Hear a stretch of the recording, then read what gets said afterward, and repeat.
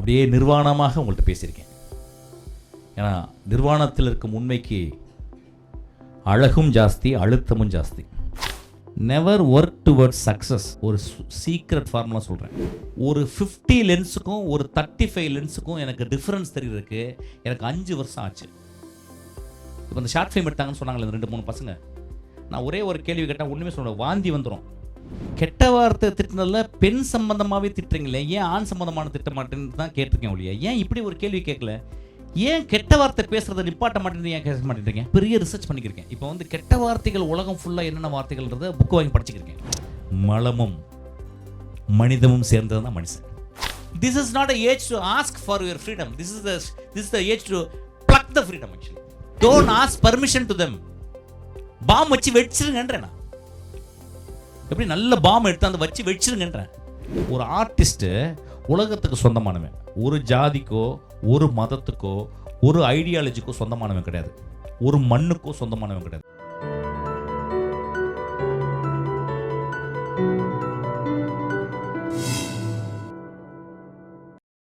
நண்பர்களே, 3.5 வருஷம் ஒவ்வொரு 3 நாளும் ஒரு சீப்பில் ஒரு பிளேடை வச்சுக்கிட்டு இப்படியே சேவ் பண்ணி 3 நாளில் ஒரு தடவை அந்த முடி வளர்ந்த முடியலாம் எடுத்துக்கிட்டே இருப்பேன். நான் சித்திரம் பேசடி கதை செஞ்சு முடித்த பிறகு சித்திரம் பேசி கதையை எங்கள் ப்ரொடியூசர் சொல்லி அவர் அழுதார், எனக்கு காசு கொடுத்தாரு. அன்றைக்கி தான் முடியை வளர்த்தேன். என்னுடைய பயோகிராஃபியோ என்னுடைய புலகாங் இதை பற்றியோ நான் சொல்கிறதுக்கு இங்கே வரல. எப்படி நான் இயங்குனேன் இன்றைக்கி உங்கள் முன்னால் பேசிக்கிறேன்றதுக்காக சொல்ல வரேன். நண்பர்களே, எந்த அளவு உங்களுக்கு இது இன்ட்ரெஸ்டிங்காக இருந்துச்சுன்னு தெரியல.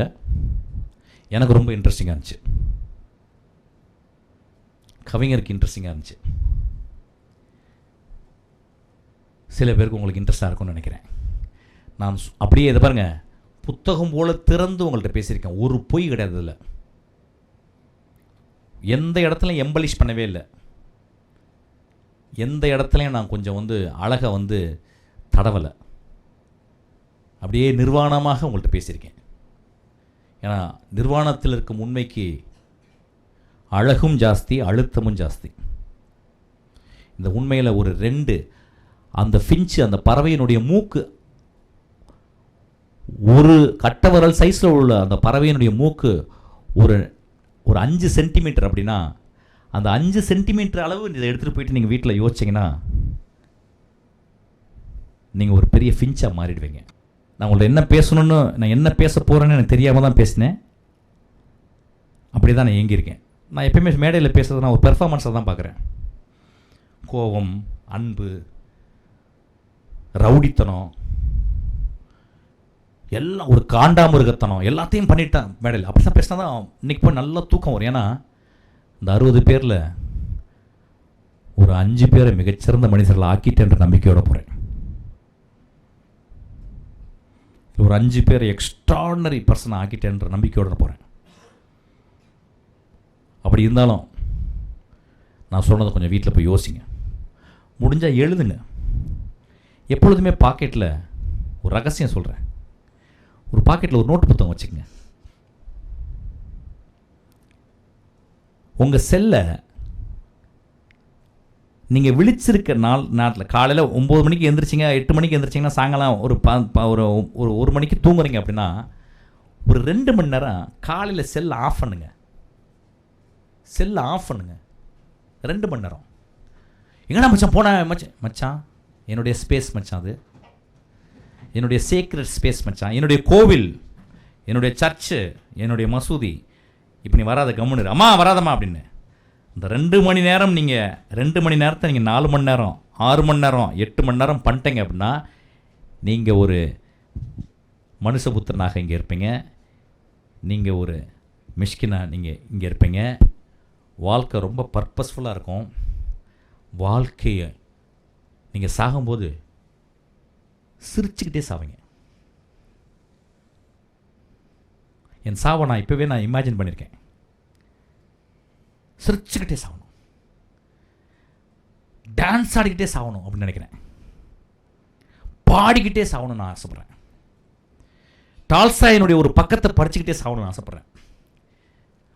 கண்ணு தெரியாமல் போனாடே எனக்கு வந்து மனுஷபுத்தனோட கவிதையை கொஞ்சம் சத்தமாக படிங்கடா அப்படிங்கும்போது அந்த கடைசி வரி போகும்போது காதுக்குள்ளே எக்கோவை போகும்போது செத்துடணும்னு ஆசைப்பட்றேன்.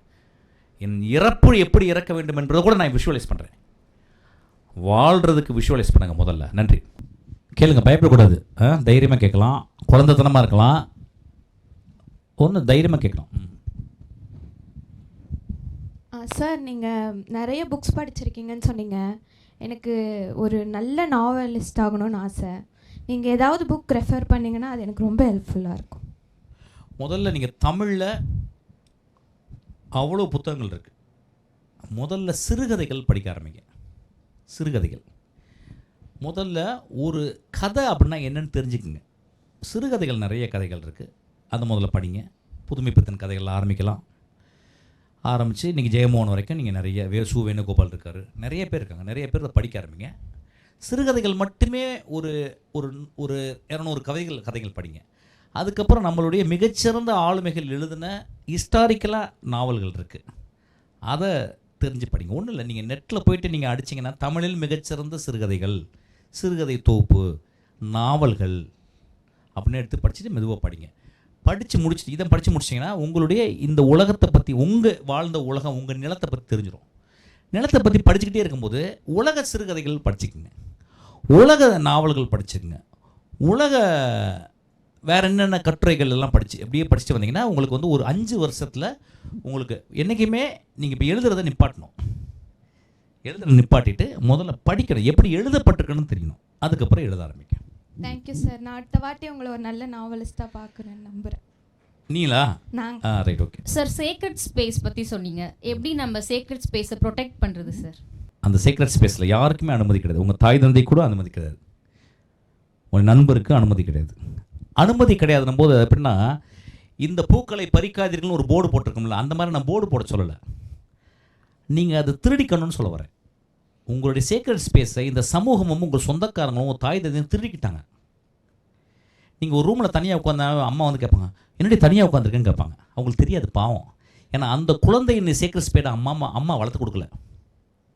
என் மகள் இப்போ வந்து வெளிநாட்டில் படிக்கிறான். அவள் எனக்கு ஃபோன் பண்ணுவாள். இப்படி ஃபோன் பண்ணிட்டு இருக்கும்போது யாராவது அவள் ரூம், ஒரு பெரிய ரூம் தங்கியிருக்கா, அங்கே ஒரு 2-3 பேர் இருக்காங்க, அவங்களோட தங்கியிருக்காங்க. ஒரு வியட்நாம்லேருந்து ஒரு பொண்ணு தங்கியிருக்கா, இன்னும் ஒரு பையன் தங்கியிருக்காங்க. ஒருத்தர் வந்து இதுலேருந்து நார்த் இந்தியாவிலேருந்து ஒருத்தர் தங்கியிருக்காரு. ஸோ இப்படி அவன்கிட்ட பேசியிருக்கும்போது பின்னாடி ஒரு ஆள் அப்படி போனால் டக்குன்னு ஃபோனை ஆஃப் பண்ணிடுவேன். உடனே கேட்பேன், என்னப்பா அப்படிம்பேன். இல்லைம்மா பின்னாடி யாரோ வந்தாங்கம்மா, உன்கிட்ட ஏதோ பேச வந்திருக்காங்க போலம்மா, நான் ஆஃப் பண்ணுறேம்மா, நான் அப்புறமாலாம் பேசுகிறேம்மான்னு சொல்லி மெசேஜ் போடுவேன். இதுதான் என் மகளுடைய சீக்ரெட் ஸ்பேஸ். சீக்ரெட் ஸ்பேஸ் அப்படின்னா உங்களுக்குள்ளே மட்டும் நீங்கள் உங்கள் ஆழ்மனத்துக்குள்ளே உங்களுக்கும் நடக்கிற சம்பாஷணை, அல்லது மிக அமைதியாக இந்த உலகத்தை நீங்கள் கேட்கணும். மிக அமைதி. இப்போ ஒரு நதியில் போய் நதியை பக்கத்தில் உட்கார்றீங்க அப்படின்னா அந்த நதிக்கிட்ட எப்படி நீங்கள் வந்து அந்த நதி உங்கள்கிட்ட பேசுதுன்னு அர்த்தம். ஒரு ஓடை போகுது அப்படின்னா ஓடை பக்கத்தில் ஓடை உங்கள்கிட்ட பேசுது.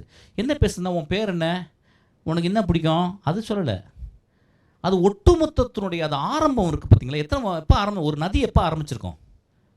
பல கோடி வருஷங்களுக்கு முந்தி ஆரம்பிச்சிருக்குல்ல. அது எங்கே ஆரம்பிச்சிருக்கோம்? கிட்டத்தட்ட ஒரு 10,000 கிலோமீட்டர் அது நடந்து வந்துருக்குல்ல. அந்த ஒட்டுமொத்த கதையை உங்கள்கிட்ட சொல்ல போது நீங்கள் கேட்குறதுக்கு தனியாக இருக்கணும். ஒரு அருமையான ஒரு நாவல் சொல்கிறேன். சித்தார்த்தான ஒரு நாவல் இருக்குது, ஹெர்மானஸே. அந்த ஹெர்மானஸே கதையில் அந்த சித்தார்த்தான்ற கேரக்டருக்கு வாசுதேவான்ற கேரக்டர் கூப்பிட்டு போயிட்டு, நீ ரொம்ப பேசுகிற, ஒரு நதி பேசுகிறத கேளுன்னு சொல்லி உட்காந்து வச்சு நதி பேசுகிறத கேட்க சொல்லுவான். 6 வருடங்கள் சித்தார்த்தா கேட்குறான். இவனும் உட்காந்து பக்கத்தில் இவன் கேட்குறான். அவன் ஒரு நாள் அவனை பார்த்து வாசுதேவனை பார்த்து சிரிக்கிறான். வாசுதேவன் அதோடு இறங்கி நடந்து காணாமல் போயிடுறான். ஒரு நதி பேசுது. ஸோ அதுடைய சீக்ரெட் ஸ்பேஸ் உங்கள்கிட்ட பேசும். ஸோ நீங்கள் தனிமைப்படுத்திக்கிட்டோம் உங்கள் தலைக்கில் இருக்க சாட்டிங்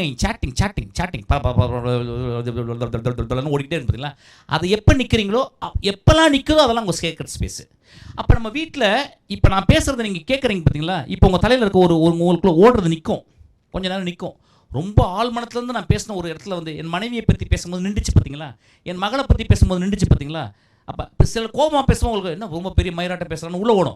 ஸோ இந்த பேச்செல்லாம் எப்போ நிற்குதோ, எங்கே நிற்குதோ அது சீக்ரெட் ஸ்பேஸில் இருக்கீங்கன்னு அர்த்தம்.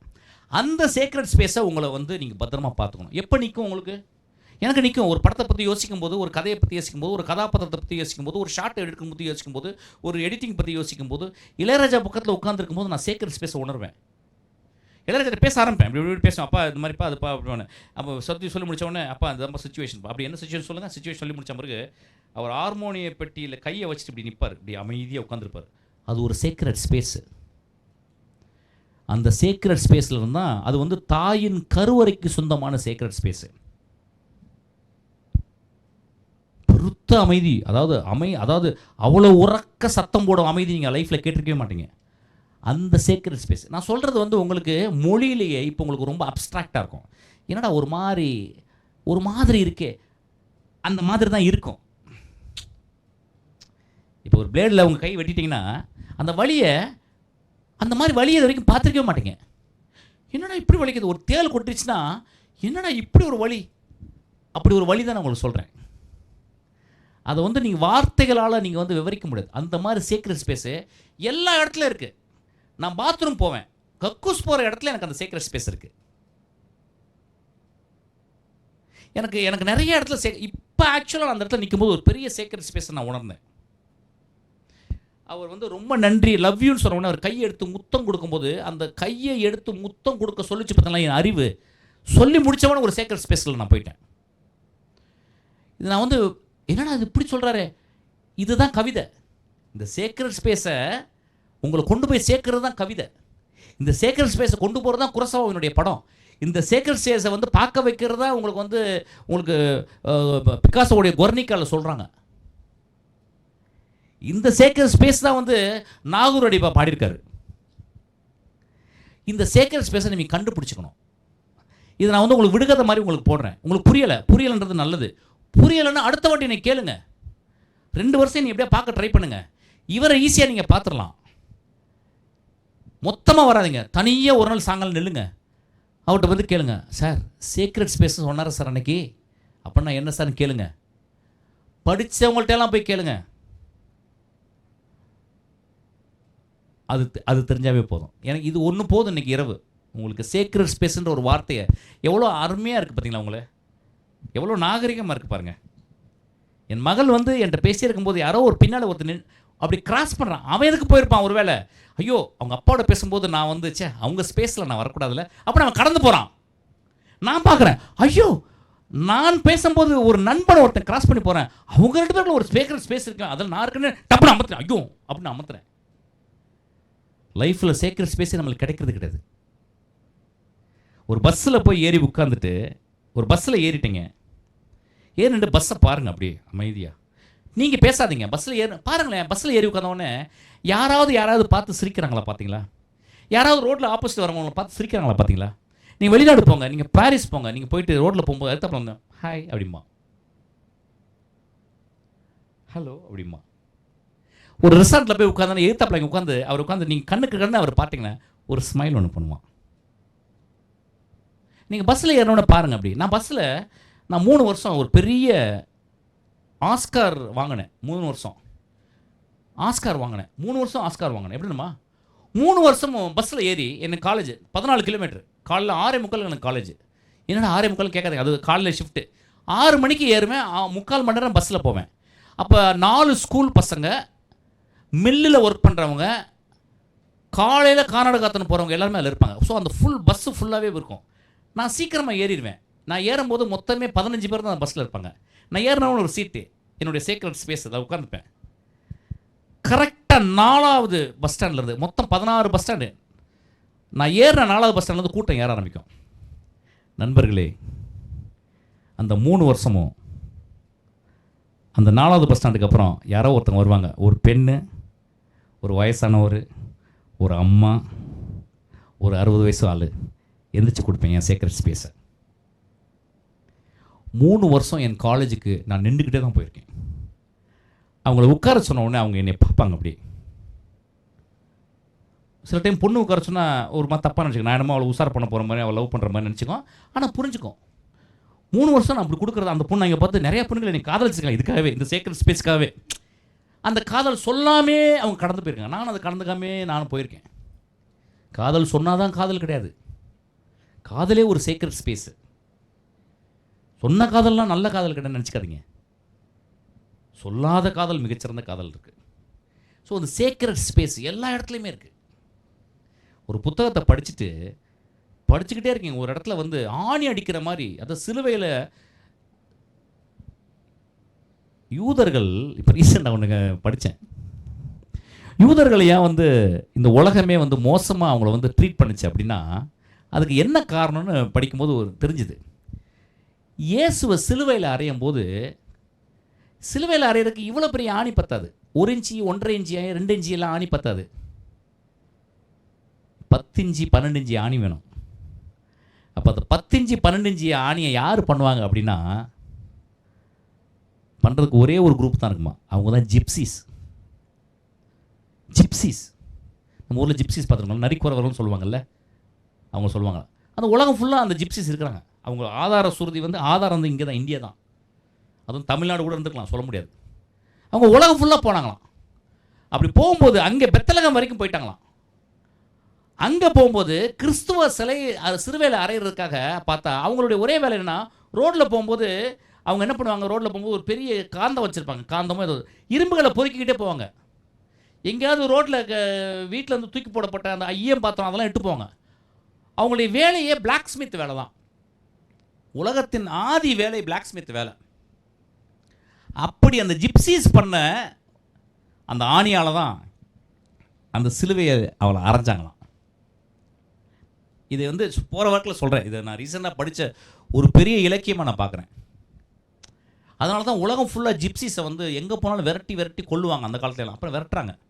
1800களில் கூட அவங்கள வந்து கொல்லப்பட்டாங்க நிறைய இடத்துல. அதாவது வந்து சாக்சோனி போன்ற இடங்கள்ல, அதாவது ஜெர்மானிய நாடுகள் பக்கத்தில். Okay, come back. So sacred ஸ்பேஸ்ன்றது எல்லா இடத்துலையுமே இருக்குது. இந்த ஒரு இடத்த மட்டும் புரிஞ்சுங்க, இந்த ஒரு வார்த்தை மட்டும் சும்மா வீட்டில் போய் நீங்கள் எழுதிங்க, சேக்ரெட் ஸ்பேஸ். சேக்ரெட்னா என்ன? சேக்ரெட்னா வந்து மேரி மாதா சேக்ரெட் மட்டும் இல்லை, ஒரு தொழுகிற இடம் மட்டும் சேக்ரெட் கிடையாது. சிவனுடைய நடனம் மட்டும் சேக்ரெட் கிடையாது. சேக்ரெட்ன்றது எல்லா இருக்கு. தாயின் கருவறை மாதிரி எல்லா இடமும் இருக்கு.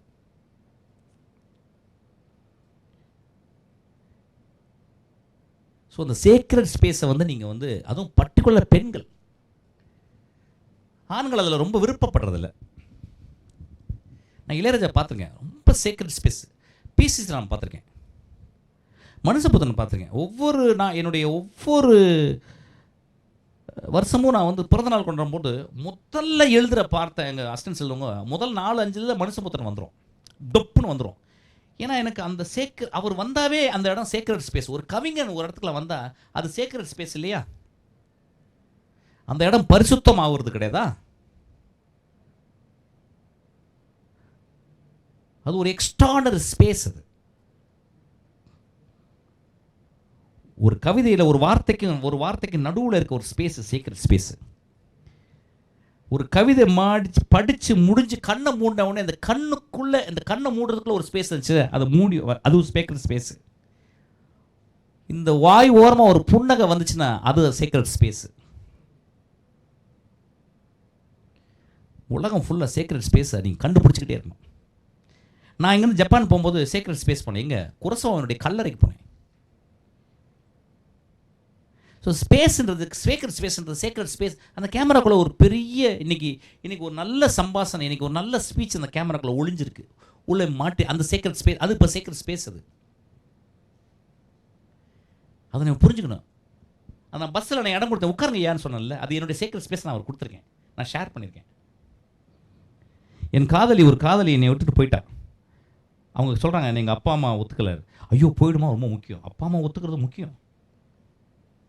அவர் அழுகுறாரு அப்படின்னு, போயிடுமான. அது ஒரு சேக்ரெட் ஸ்பேஸு. சேக்ரெட் ஸ்பேஸ் எங்கெல்லாம் நீங்கள் ரொம்ப இதயபூர்வமாக இருக்கிற இடத்துலலாம் நீங்கள் சேக்ரெட் ஸ்பேஸை கிரியேட் பண்ண முடியும். அடுத்த கேள்வி. தேங்க்யூ. என் பேர் ழகரம்.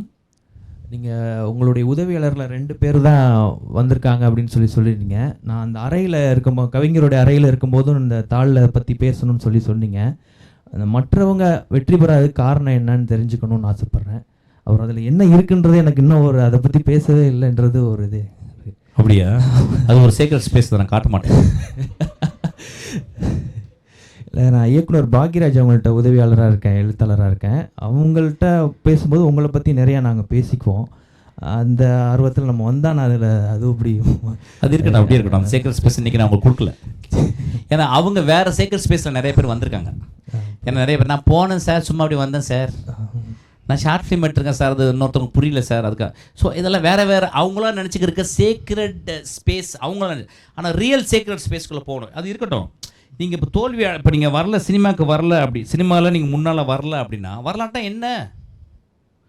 நீங்கள் வரலன்னா உங்கள் அம்மாவுக்கு நீங்கள் வந்து மகன் இல்லையா? உங்கள் வீட்டில் இருக்க ஒரு நாய்க்குட்டிக்கு வந்து உங்களை பார்த்தா வாலாட்டதா? அது என்ன வெற்றி என்றது அப்படின்னு ஒன்று இருக்கான்னு? வெற்றின்றது வந்து நான் சீக்ரெட் ஸ்பேஸ். அது வெற்றின்றது நான் சீக்ரெட். என்ன வெற்றினா என்ன? எல்லாருமே நிறைய பேர் வெற்றி வெற்றி முதல்ல அது பேசணும். அது எழுதியிருக்கேன் ஆக்சுவலாக. என்ன வெற்றி? நான் என்ன வெற்றி பட்டேன்னு நினைக்கிறீங்க? சொல்லுங்கள், என்ன வெற்றி பட்டேன்னு நினைக்கிறீங்க? ஒரு வெங்காயமும் கிடையாது. எனக்குள்ளே நிறைய பொய் இருக்குது, எனக்குள்ளே நிறைய வந்து கோபம் இருக்குது, நிறைய முரட்டுத்தனம் இருக்குது. நான் ஒரு 4 நாள் நடிச்சுட்டு வந்தேன், பயங்கர கோபமாகவே இருந்தேன். நான் வெளியே ஃப்ளைட்டில் ஏறினோன்னு யோசித்தேன், ஏன் இவ்வளோ கோவப்பட்டேன்? ஏன்னா அங்கே போனால் எனக்கு மொழி புரியலை, ஒன்றும் புரியல. கேரளா நடிச்சுக்கிருக்கேன், அவங்க என்னென்னமோ சொல்கிறாங்க, 10 டேக் 20 டேக் எடுக்கிறாங்க. நான் ஒரு டேக் மேலே எடுக்க மாட்டேன். விஜய் சேதுபதி இந்த படத்தில் நடிச்சா ஒரு டேக்குமே கிடையாது, ஒரு டேக் தான். அல்ல பண்ணுப்பா சார், என்ன சார் நான் கரெக்டாக பண்ணிட்டேன். எப்பா நீ கரெக்டாக தான்ப்பா பண்ணியிருப்பேன், நீ கரெக்டாக பண்ணதுனால அது கரெக்டாக ஆகிடும்ப்பா. எப்படி? ஏன்னா அது சீக்ரெட் ஸ்பேஸ், அது உள்ள இது தப்பே வராது. அது கரெக்டாக தான்ப்பா இருக்கும். அப்படியே கரெக்டாக இல்லைனாலும் எடிட்டிங்னு ஒன்று இருக்குப்பா, அதில் வெட்டி தூக்கி போட்டுருவோம்ப்பா. அப்படியே எடிட் பண்ணி இன்னும் கொஞ்சம் தேவைப்பட்டாலும் இளையராஜன் யாரோ ஒருத்தர் இருப்பார், அவர் வந்து அதை வந்து அழகாக ஒத்தரம் கொடுத்து ஒரு முத்த சரியாக இருப்பா. அது நிறைய கிறிஸ்துக்கள் இருக்காங்கப்பா, ஒன்றும் பிரச்சனை இல்லைப்பா. அது ஒன்று எனக்கு ஒன்றும் பயமே இல்லை. என்ன வெற்றின்னு நினைக்கிறீங்க? நான் இவர் என்ன வெற்றி பெற்றார்னு நினைக்கிறீங்க? நீங்கள் ஏன் வெற்றி பெறணும்னு நினைக்கிறீங்க? என்னைக்கு வெற்றி பெறணும்னு நினைக்கிறத நிப்பாட்டுங்களோ அன்றைக்கி வெற்றி ஆயிடுவீங்க நீங்கள். இப்போ ஒரு பொறுத்த போய் கதை சொல்ல போகிறீங்க, கதை சொல்லணும்னா கையெல்லாம் உதறும், உதறும். ஏன்? ஐயோ, என் கதையை அவர் கேட்டு எனக்கு அவர் அட்வான்ஸ் கொடுத்து அதில் வந்து நான் படம் பண்ணி பெரிய ஹிட் அடித்து அந்த படத்தில் இருக்க அந்த ஹீரோயினே நான் வந்து காதலித்து கல்யாணம் பண்ணி அதுக்கப்புறம் வந்து மகாபலிபுரத்தில் ஒரு பீச் பக்கத்தில் ஒரு பெரிய வீடை கட்டி அதுக்கப்புறம் அதில் வந்து பார்த்தோன்னா ஃப்ரெண்ட்ஸுக்கெல்லாம் வந்து வருஷம் ஒரு பெரிய பார்ட்டி நடத்து அதுலேருந்து போய் அப்படியே போயிட்டு அப்படியே இதுவாகி கடைசியில் 5 அடி உள்ளே போய் உட்கார்றதுக்கு இருக்குல்ல, அதுதான் secret space. Never work towards success. ஒரு சீக்ரெட் ஃபார்முலா சொல்கிறேன், ஒரு சீக்ரெட் ஃபார்முலா. எதை நீங்கள் பண்ணணும்னு ஆசைப்படுறீங்களோ அதில் நீளம், அகலம், உயரம், ஆழம் எல்லாத்தையும் கற்றுக்குங்க. ஒரு கேமராவை பிடிச்சி கேமராவில் நீங்கள் ஆப்ரேட் பண்ணும்போது முத கேமரா எங்கே இன்வென்ட் பண்ணப்பட்டுச்சு, அதுலேருந்து ஒவ்வொரு கேமராவுக்கும் என்னென்ன மாற்றம் வந்துச்சு, இன்றைக்கி இன்னைக்கு கேமரா என்ன, இன்னும் 20 வருஷத்துக்கு இந்த கேமரா என்ன ஆகுன்றது எல்லாத்தையும் படித்து தெரிஞ்சிருங்க. இந்த உலகம் உங்கள் காலடியில் கிடக்கும். அதான் சொன்னேன், நான் ஸ்கிரிப்ட் ரைட்டர் ஆகணும்னு முடிவு பண்ண உடனே என்ன பண்ணேன், ஒரு புத்தக கடையில் சேர்ந்தேன். 150 ஸ்கிரிப்ட் படித்தேன். இன்னைக்கு காலையில் உங்களுக்கு பேசுறது கூட ஒரு புத்தகம் படிச்சுட்டு வரேன். இந்த ஃபின்ச் நாங்கள் அந்த பறவை சொன்னது வந்து முந்தாநாத்து நான் படித்த ஒரு விஷயம். முழுக்க உங்களுடைய நாலேஜை நீங்கள் வந்து தேர்ஸ்ட்டை வந்து நீங்கள் பண்ணிக்கிட்டே இருக்கணும். நிறைய பேர் நான் பார்த்துருக்கேன், நிறைய பேர் பொண்ணுங்க சொன்னாங்களே, ஒரு 50 லென்ஸுக்கும் ஒரு 35 லென்ஸுக்கும் எனக்கு டிஃப்ரென்ஸ் தெரிகிறதுக்கு எனக்கு 5 வருஷம் ஆச்சு. இப்போ இந்த ஷார்ட் ஃபிலிம் எடுத்தாங்கன்னு சொன்னாங்களே இந்த 2-3 பசங்க, நான் ஒரே ஒரு கேள்வி கேட்டால் ஒன்றுமே சொல்லுவேன், வாந்தி வந்துடும். ஒரு 50 லென்ஸுக்கும் 35 லென்ஸுக்கும் டிஃப்ரென்ஸ் தெரியும் எனக்கு 5 வருஷம் ஆச்சு. 5 படம் 1 மணி நேரம் தான் எனக்கு டிஃப்ரென்ஸ் தெரிஞ்சுது. நீங்கள் சொல்லலாம் நான் ஷார்ட் ஃபிலிம் அடிச்சேன்னு. நீங்கள் எந்த தொழிலில் இருக்கீங்களோ அந்த தொழிலில் முழுக்க எல்லா விஷயத்தையும் அதான் சொன்ன பாருங்க. என்ன சொன்னார், நீ ஒரு கக்கூஸ் கூட்டுறவனாக இருந்தால் கூட உலகத்தில் யாரும் உன்னை மாதிரி கூட்டாத மாதிரி நீ வந்து பயிற்சி செஞ்சிட்டீங்கன்னா உலகம் உன் காலடியில்னாரு. உலகம் காலடியில் இருந்துச்சு. அவர் தான் அமெரிக்க அதுவானார், பிரசிடென்ட் ஆனார். அவர் தான் ஒரு மிகப்பெரிய ஒரு கவிஞர் எழுதினார், ஓ கேப்டன் மை கேப்டன். ஒரு பெரும் கவிதை, அமெரிக்காவினுடைய மிகப்பெரிய கவிதை அதில் தான் பிறந்துச்சு ஆக்சுவலாக. ஸோ நீங்கள் அந்த வெட்டியெல்லாம் தூக்கி போடணும். இது இப்போ நீங்கள் பார்க்குறீங்க ஃபார்முலா, எதாவது ஃபார்முலா கேட்குறீங்க, பாக்கெட்லேருந்து ஒரு பாப்பின்ஸ் மட்டும் எடுத்து கொடுக்குற மாதிரி. சார் அந்த ஃபார்முலா அப்படி போகணுன்னா அப்புறம் வெற்றிலாம் கிடைக்காது. முதல்ல வெற்றியை வெறிநாயை துரத்துற மாதிரி அடித்து துரத்திடுங்க, போயிடும். அதுக்கப்புறம் நீங்கள் உள்ளே போங்க, எல்லாமே வரும். வெற்றியெல்லாம் இல்லை, அது அது எனக்கு அந்த வார்த்தையே வெக்கமாக இருக்குது எனக்கு. சில பேர் வெற்றின்னு பேர் வச்சுப்பாங்க, ஆக்சுவலாக அறிவு கரசும்பாங்க. அறிவே இருக்காது அவனுக்கு, பேர் அறிவு கரசு. அன்பு அப்படிம்பாங்க, அன்பே இருக்காது, அவன் குடும்பத்துக்கே யாருக்குமே அன்பு இருக்காது. ஆனால் பேர் மட்டும் வச்சுப்போம். பேர் முதலாவது அந்த வெற்றி அப்படின்ற வார்த்தை, வெற்றி மாதிரி ஒரு போர் உலகத்திலே கிடையாது.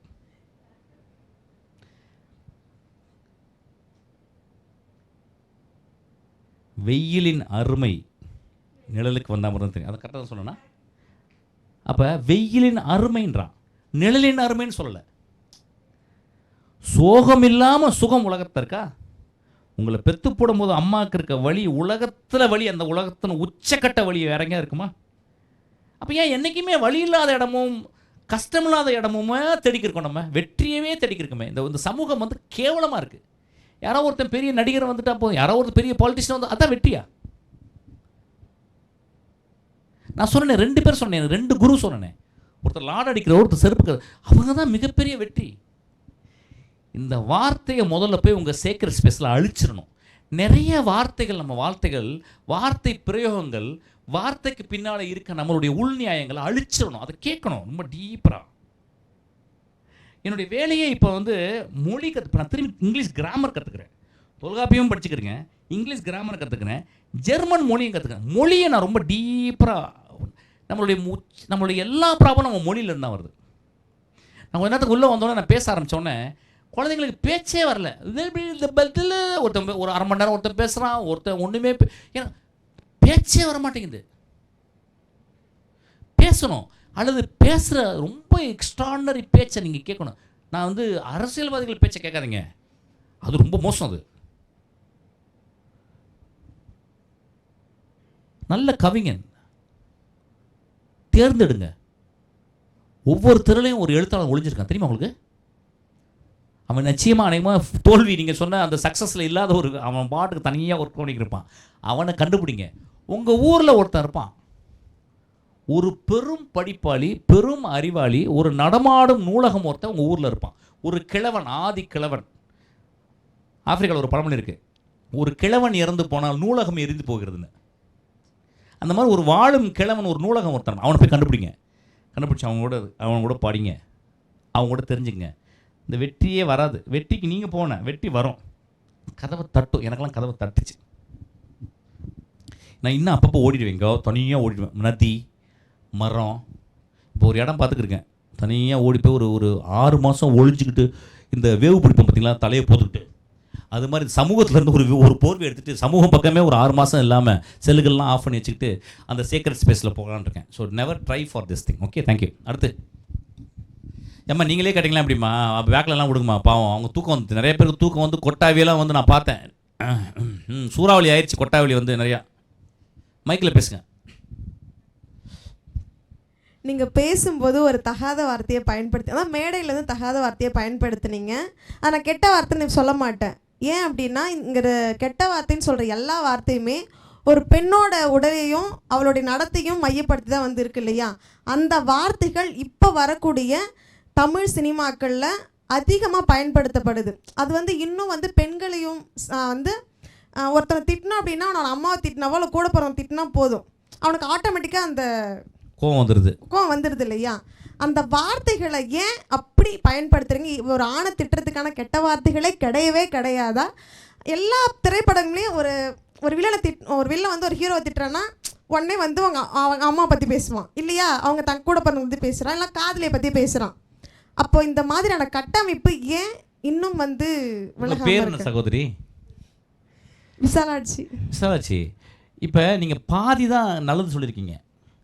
கெட்ட வார்த்தை திட்டினதில் பெண் சம்பந்தமாகவே திட்டுறீங்களே, ஏன் ஆண் சம்பந்தமான திட்ட மாட்டேன்னு தான் கேட்டிருக்கேன் ஒழிய, ஏன் இப்படி ஒரு கேள்வி கேட்கல? ஏன் கெட்ட வார்த்தை பேசுறதை நிப்பாட்ட மாட்டேன்னு ஏன் பேச மாட்டேன்றீங்க? என்ன பொறுத்தளவுக்கு கெட்ட வார்த்தைன்னு எதுவுமே கிடையாதுன்னு நினைக்கிறேன். புரிஞ்சுட்டீங்களா? அப்போ பாதி அது ஆன்சர் வந்துருச்சா?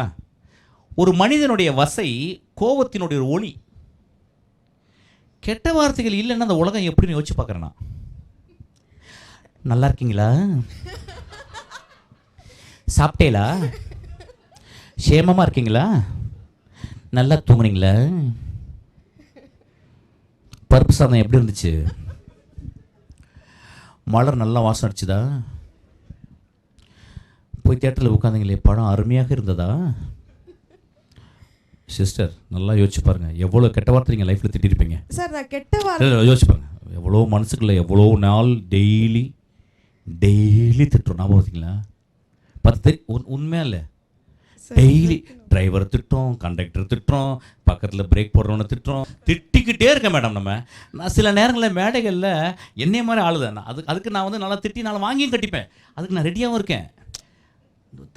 நான் ஆக்சுவலாக இதை வந்து ரொம்ப பெரிய ரிசர்ச் பண்ணிக்கிருக்கேன். இப்போ வந்து கெட்ட வார்த்தைகள் உலகம் ஃபுல்லாக என்னென்ன வார்த்தைகள்ன்றதை புக்கு வாங்கி படிச்சுக்கிருக்கேன்.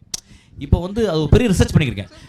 இப்போ நான் ஒரு ரீசெண்டாக ஒரு மேடையில் கெட்ட வார்த்தை ஆக்சுவலாக வந்து அது வசப்பாடலை, இசை பாட்டது. நான் யாரையும் நிஜமாக இவர் எனக்கு ஃபோன் பண்ணாரு, நான் எடுக்கக்கூட இல்லை, ரொம்ப பிஸியாக இருந்தேன். எத்தனை ஃபோன் வருது, நீங்கள் ஏன் மன்னிப்பு கேட்டீங்க. எனக்கு ரொம்ப பிடிச்சிருந்துச்சு. நான் பேசின வாக்கில் ஒரு வார்த்தை, இந்த இத்தான்னு ஒரு வார்த்தை சொல்லிட்டேன். இப்படி சொல்லலாம் ஆசை தாங்க. வார்த்தை மெட்ராஸ் ஃபுல்லாக பரவி இருக்கு.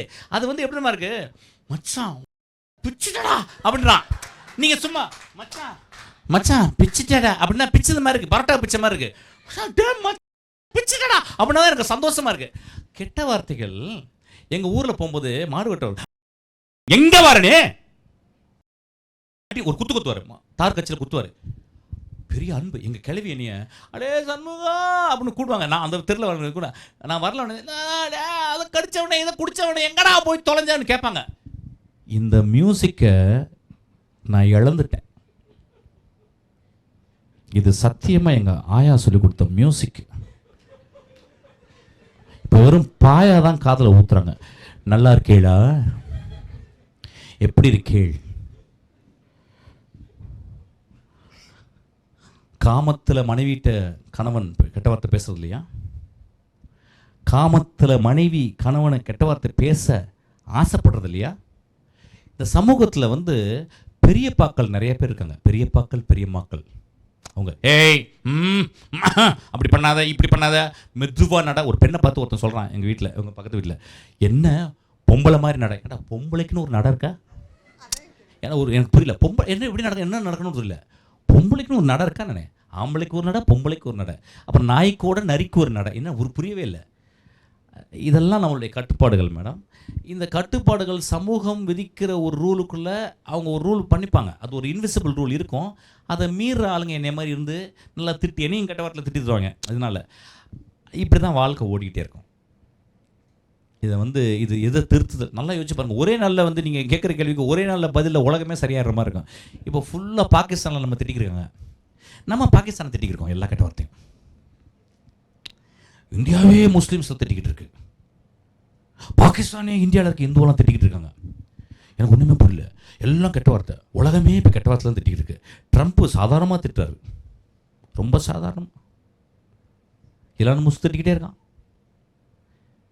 ஸோ இது ஒரு பெரிய ஃபெனாமினாக இருக்குது. அதனால் வந்து இதை ஒரே நாளில் சொல்ல முடியாது, பதிலும் கிடையாது. உட்காருங்க, உங்களுக்கு வந்து இது வந்து உலகம் ஃபுல்லாக கெட்ட வார்த்தைகள் இருக்கும். கெட்ட வார்த்தை இருக்கும், நல்ல வார்த்தைன்னு இருந்தால் கெட்ட வார்த்தை இருக்கணும் மேடம். நம்ம வயிற்றுக்குள்ளே அரைச்சானுக்குள்ளே மலம் இருக்குது மேடம். நம்ம என்ன தான் சென்று போட்டாலும் ஒரு சானில் வயிற்றுக்குள்ளே சிறுகுடலில் நம்மளுக்கு மலம் இருக்குது. மலமும் மனிதமும் சேர்ந்தது தான் மனுஷன். அதை நம்ம தவிர்க்கவே முடியாது. சார், சினிமாவில் இன்னமும் பெரும்பான்மையாக ஒரு ஆணுடைய பெர்ஸ்பெக்டிவ்லேயே சினிமா காட்சிப்படுத்தப்படுது. அது இன்னமும் அந்த போக்கு இருக்குது. இல்லை, அது நல்லதுன்றீங்களா கெட்டதுன்றீங்களா? அது எப்படி நல்லதாக இருக்க முடியும்? ஏன்னா 2 பேர் இருக்கும் பொழுது 2 பேர் இல்லை, ஒரு இன்னொரு பெர்ஸ்பெக்டிவ்னு இருக்குல்ல. அப்போ நாங்கள் எப்படி? ஓகேம்மா புரிஞ்சுமா. இப்போ நீங்கள் சினிமாவில் எத்தனை டேரக்டர்ஸ் இருக்காங்க? நிறைய பேர் இருக்காங்க. சொல்லுங்கள், எத்தனை டேரக்டர்ஸ் இருக்காங்க? ஒரு 50 பேர் இருப்பாங்களா? நிறைய இருப்பாங்க. சும்மா தமிழ்நாட்டில் 50 பேர் இருப்பாங்க. எத்தனை பெண் டேரக்டர் இருக்காங்க? விரல் விட்டு என்ற அளவுக்கு தான் இருக்காங்க. ஏன் இது ஒன்று? எத்தனை ப்ரொடியூசர் இருக்காங்க தமிழ்நாட்டில்? பெண்கள் 50 ப்ரொடியூசர். சினிமா துறையே பெண்கள் குறைவா, அப்போ கம்மியாக இருக்கு. ஓகே. அதே போல எத்தனை சினிமாட்டோகிராஃபர் இருக்காங்க? அதுவும் 4 பேர் கூட கிடையாது. விஜயலட்சுமி மேடம் இருந்தாங்க, அதுக்கப்புறம் 2 இப்போ மேடம் சார் அவங்க இருக்காங்க. ஓகே, எடிட்டர் எத்தனை பேர் இருக்காங்க? அதை விட குறைவு. ஆனால் நடிக்கிறதுல நிறைய இருக்கிறாங்க. ஏன் அப்படி? ஏன் ஒரு பெண்கள் வந்து டெக்னீஷியன் ஆகிறதுக்கு விருப்பப்படுறதில்ல? விருப்பப்படுறது இல்லைன்னு கிடையாது, விருப்பப்படுறாங்க. வாய்ப்புகள் வந்து ஆண்களுக்கு கொடுக்கப்படுற அளவு கொடுக்க. இன்னைக்கு வந்து ஒரு டேரக்டர் கீழே ஒரு 6 ஏடிஸ் இருக்காங்கன்னா 6 பேர் ஆண்களா இருக்காங்க. இப்போ காலம் மாறி இருக்கு, ஒருத்தரை எடுத்துக்கிட்டாங்களே தவிர மக்கள் தொகையிலையும் பார்வையாளர்களையும் சரிசமமா இருக்கிற பெண்கள் இருக்கிறாங்க. அப்படி இருக்கும் பொழுது சினிமா துறையில மட்டும் பேருக்கு கடமைக்கு ஒருத்தரே 2 பேரை இப்போ எடுக்கிற சூழல் இப்பதான் வந்திருக்கு. இதெல்லாம் பதில் நீங்களே சொல்லிடுறீங்க, நீங்களே கேள்வி கேட்டு நீங்களே சொல்லிடுறீங்க. அதுதான் விஷயம். இப்போ நீங்கள் என்ன நடக்குன்றீங்க? ஒரு நைட்டில் எப்படி மாறும்னு நினைக்கிறீங்க? மெதுவாக மாறிடுச்சுல. ஒரு 25 வருஷத்துக்கு வந்து சினிமா வந்து ஒரு மோசமான தொழில்னு சொல்லியிருந்தாங்க. சினிமாவில் இருக்கவங்களுக்கு வீடு கொடுக்குறது கிடையாது, சினிமாவில் கொடுக்குறவங்களுக்கு வந்து பொண்ணு கொடுக்குறது கிடையாது. அப்படிங்கும்போது இப்போ தான் சினிமாவை நோக்கி பெண்கள் வந்திருக்காங்க. 6 வருஷம் என் கூட இருக்க அசிஸ்டண்ட்டு, என்கிட்ட இன்னும் 2 அசிஸ்டன்ட் இருக்காங்க. எனக்கு வந்து மேக்கப் போடுற ஒரு பெண்ணு, ஹேர் ட்ரெஸ்ஸர் போடுற ஒரு பெண்ணு, இப்போ இன்னொரு அசிஸ்டன்ட் புதுசாக சேர்ந்துருக்கான், இன்னொரு பெண்ணு, 4 பேர் நான் பெண்ணு தான் வச்சுருக்கேன். நான் வந்து ஒரு திருநங்கை எனக்கு அசிஸ்டண்ட் வந்திருக்காங்க. எல்லா படத்துலையும் எனக்கு ஒரு பெண்கள் இருப்பாங்க, ஒரு 50 பேர் கூட இருப்பாங்க. நம்ம வந்து மெதுவாக தான் உலகம் மாறுது, மெதுவாக தான் உலகத்தை மாற்ற முடியுது. ஒரு நைட்டில் நம்ம வந்து இதெல்லாம் கோவப்படுற விஷயங்கள்.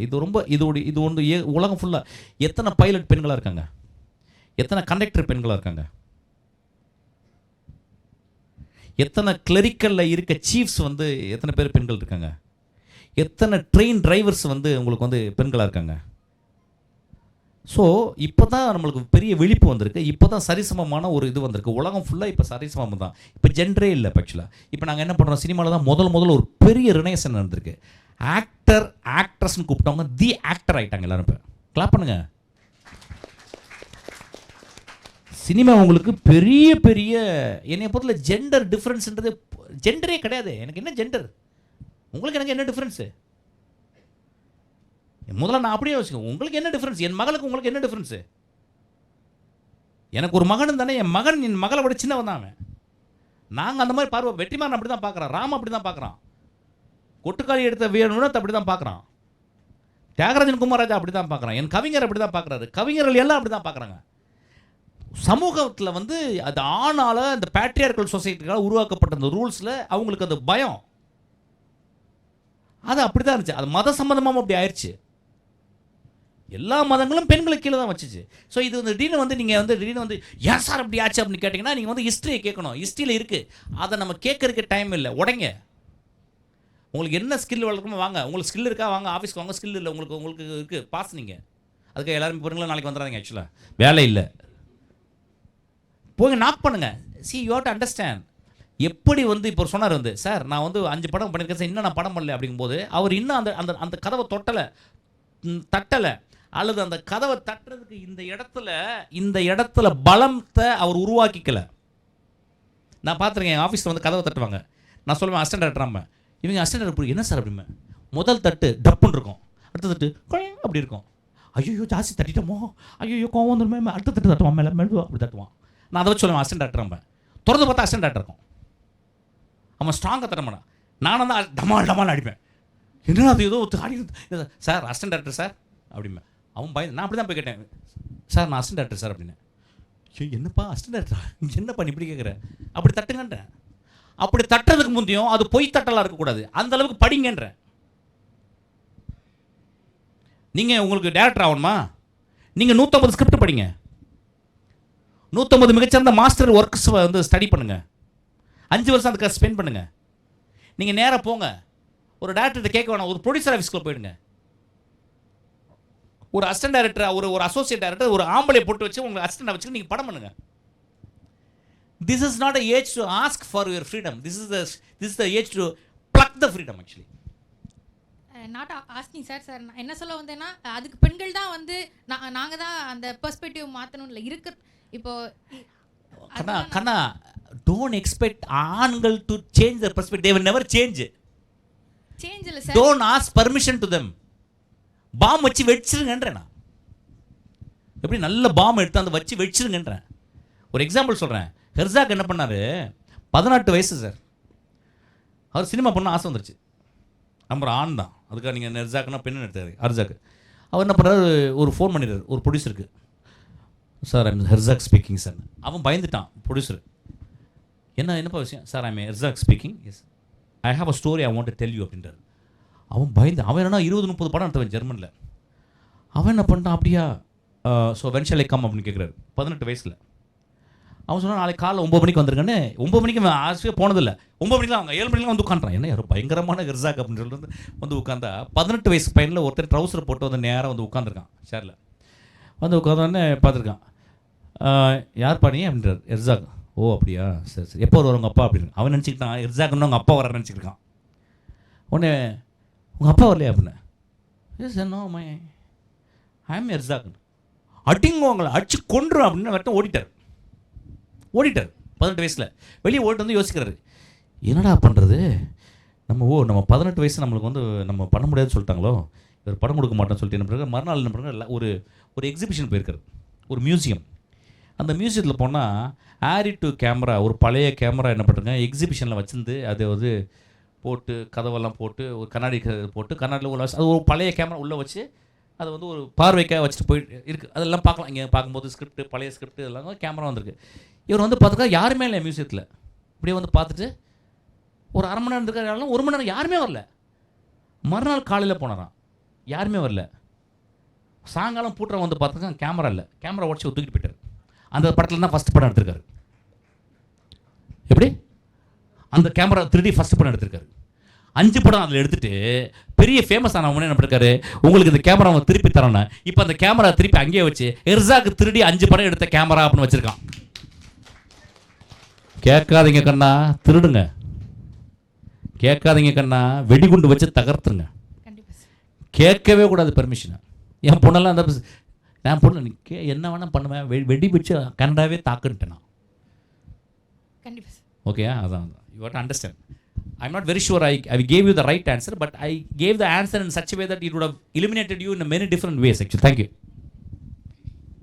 இப்போ தான் பெண்கள் வராங்கப்பா, வாமா. வணக்கம் சார், என்னுடைய பேர் எமிமா. திரைத்துறைக்கு வர்றது அப்படின்றது நிறைய பேருடைய ட்ரீமாக இருக்கும், ஆசையாக இருக்கும். ஆனால் எல்லாருக்குமே ஸ்டார்டிங் ட்ரபிள் இருக்கும். அந்த பயத்தை எப்படி போக்குறது? என்ன ஸ்டார்டிங் ட்ரபிள்? என்ன ஒரு பயம், எப்படி நம்ம போகிறது, யாரை அணுகிறது? என்ன எதுக்கு அணுகுறீங்க நீங்கள்? புரியல. என்ன எதுக்குமா அணுகுறீங்க? ஒரு படம் எடுக்கணும்னா ப்ரொடியூசர் தேவை. ஆமாம், படம் எடுக்கிறதுக்கு முதல்ல ப்ரொடியூசர் ஏமா கேட்குறீங்க? முதல்ல படம் எடுக்கிறதுக்கு உங்களுக்கு அறிவு தேவைமா? உங்களுக்கு அறிவை கற்றுக்குங்க முதல்ல. ப்ரொடியூசர் ஏன் தேடுறீங்க? எதுவும் வைத்த கருத்தமாக இருக்குது. லாஸ்ட் சீனை வந்து சொல்கிறீங்க, முதல் சீனை எழுதுங்கம்மா. 60வது சீனை ஏன் பற்றி பேசுகிறீங்க? முதல் சீன் எழுதுங்க. முதல் சீன் வந்து ஒழுக்கமான படம் 100 படம் பாருங்கள். அந்த படத்தை பற்றி உங்களுக்கு அனாலிசிஸ் எழுதுங்க. அந்த 100 படத்தை பற்றி இன்னும் அனாலிசிஸ் பண்ண இன்னும் ஒரு 10 பேரை சந்திங்க. அதுக்கப்புறம் 100 திரைக்கதைகள் படிங்க. ஒரு நல்ல கிறுக்குத்தனமான ஒரு டேரக்டர் போய் சேர்ந்துக்குங்க. அவன்கிட்ட ஒரு 5 வருஷம் படம் பண்ணுங்க. 7லேருந்து இசத்தில் இருக்க எல்லா விஷயமும் கற்றுக்குங்க. சினிமாவில் வந்து கிட்டத்தட்ட 2000 நோஹோ இருக்குது. நோஹோ 2000 கற்றுக்கிட்டு 2500 நீங்கள் டெவலப் பண்ணிக்கங்க. ப்ரொடியூசர் வந்து என்ன பண்ணுவான், பைத்தியம் பிடிச்சி பண்ண உங்கள் இடத்துக்கு வருவான். யாரோ ஒரு பொம்பளை ஒருத்தர் இருக்காப்பா, அவளை போய் நம்ம படம் கொடுப்போம்னா அவன் காசை ஒரு பெரிய மஞ்சள் பைக்கில் எடுத்து வந்து உங்களுக்கு கையில் கொடுப்பான். அந்த மாதிரி இதை வச்சு எடுத்துக்கங்கம்மான்னு சொல்லுவான். ஏன் நீங்கள் அங்கே போகிறீங்கன்னு கேட்குறேன். இதை பண்ணுங்க செல்லம். இதை பண்ணாமல் இதெல்லாம் தெரியாத என்னமோ பேசுகிறீங்க நீங்கள். ப்ரொடியூசர் எப்படி அணுகுறது? ப்ரொடியூசர்லாம் அணுகாதீங்க. அணுகுண்டு வச்சு அதை ஆட்டோமேட்டிக்காக வந்துடும். ஆக்சுவலாக முதல்ல you develop your skill, develop your knowledge, perfect it. அதான் சார், அடித்தளத்தை எப்படி உருவாக்குவது? அதான் சொல்லிட்டேன், அடித்தளத்தை உருவாக்குறது தான் இவ்வளோ நேரம் பேசினேன். இன்னைக்கு அடி கீழே ஃபுல் அடி, ஒரு 200 அடியில் வந்து ஃபவுண்டேஷன் போட்டேன் இன்றைக்கி. ஆக்சுவலாக சீக்ரெட் ஸ்பேஸ்லாம் வேறு போட்டேன் அதுக்குள்ளேயே, அந்த கேப்பில். சரிங்களா? அதான் மேட்ரு. உட்காருங்க. அதான் லாஸ்ட்டில் கொடுத்துருங்க. அந்த பசங்க ஃப்ரெண்ட்லேயே கேட்டுக்கிறப்ப ஒருத்தன் வராமல் பாருங்க தாடியை வச்சுட்டு. சார், என் பேர் முஷ்ரஃப் கான். எனக்கு சத்தமாக பேசணும். அதாவது உள்ள பயத்தோடு பேசுகிற நீ வந்து என்ன பேசுகிறப்ப என்ன பண்ண போகிறாரோ அப்படின்னு கத்தி கித்தல என்கிட்ட இல்லை. தைரியமாக பேசு, சத்தமாக பேசு. நீங்கள் சொன்னீங்க கதவை தட்டணும்னு சொன்னீங்க. எப்படி? யாரோ நைட்டில் போய் யார் வீட்டில் ஒரு அம்மா வீட்டில் படுத்துருக்கும் போது கதவை தட்டுறியா? அந்த கதவை சொல்லலை. எந்த கதவு? அதான் நுழையிறதான அந்த சான்ஸ் கதவை தட்டணும்னு சொன்னீங்க. எந்த சான்ஸு? வழவழன்னு பேசக்கூடாது, கரெக்டாக பேசு. இப்போ தான் ஒரு பாப்பா வழவழன்னு பேசி 60வது சீன் எழுதுறா. இப்போ 59வது சீன் பேசிக்கிருக்க நீ. இல்லை, அவர் சொன்னார் நான் அசிஸ்டன்ட் டைரக்டராக இருக்கிறேன், எனக்கு வந்து இன்னும் வாய்ப்பு கிடைக்கல அப்படின்னு சொன்னார். நீங்கள் சொன்னீங்க கதவை நீங்கள் வந்து இன்னும் கதவை தட்டலை அப்படின்னு சொன்னீங்க. அதுக்கு சொல்கிறேன், ஏன்னா நான் வந்து அந்த கதவு கூட இன்னும் நான் பார்க்கல, ஏன்னா அவ்வளோ தொடக்கத்தில் இருக்கேன் நான். என்னோட கேள்வி என்னன்னா, என்னோட எழுத்துக்கள் அதில் நான் எழுதக்கூடியதில் வந்து எமோஷன் உயிரூட்டுறது வந்து எப்படி, அந்த உயிரூட்டுறதை வந்து எப்படி நான் காட்சி ஆக்கிறது, இதை நான் ஏன் கேட்குறேன்னா, நான் வந்து ஒரு 8வது படிக்கும் போது எங்கள் அம்மாவை பிரிஞ்சிருக்க சூழ்நிலை ஒன்று இருந்துச்சு. தம்பி நம்ம வந்து உன் வீட்டில் நான் படுத்துக்கிட்டே இப்போ உங்கள் பக்கத்தில் தலைகாணியில் படுத்து லுங்கி கட்டிட்டு நீயும் லுங்கி கட்டி படுத்து பேசுகிற மாதிரி பேசுகிறேன். இப்படி பேசக்கூடாது தம்பி. முதலாவது கிளாரிட்டியே பேசணும். அதாவது உனக்கு ஒரு ஸ்கிரிப்ட் இருக்கா? நான் எழுதிட்டு இருக்கேன். எழுதிட்டு இருக்கியா? எழுதிக்கிட்டு இருக்கியா? எழுதிட்டு இருக்கேன். தம்பி நீ எழுதவே எழுதாத, கொஞ்சம் தயவுசெய்து எழுத்து ஓரமாக வச்சுட்டு முதல்ல படி. ஏன்னா உனக்கு மொழியே வளரல. புரியுதா உங்களுக்கு? அதுதான் சொன்னேன், ஃபஸ்ட்டு சீன் பண்ணுங்கன்னு. நீ 3வது சீனில் இருக்கப்ப நீ முதல்ல படிங்கம்மா. நான் இவரை சொல்ல, இவர் 5 படம் அவர் ஒர்க் பண்ணியிருக்காரு. அவர் என்ன படிச்சிருக்காருன்னு எனக்கு தெரியாது. இவருக்கு சொன்ன பதில் உனக்கு பதிலாக எடுத்துக்கூடாது. நீ முதல்ல உன்னை யார் எழுத சொன்னா? முதல்ல படி.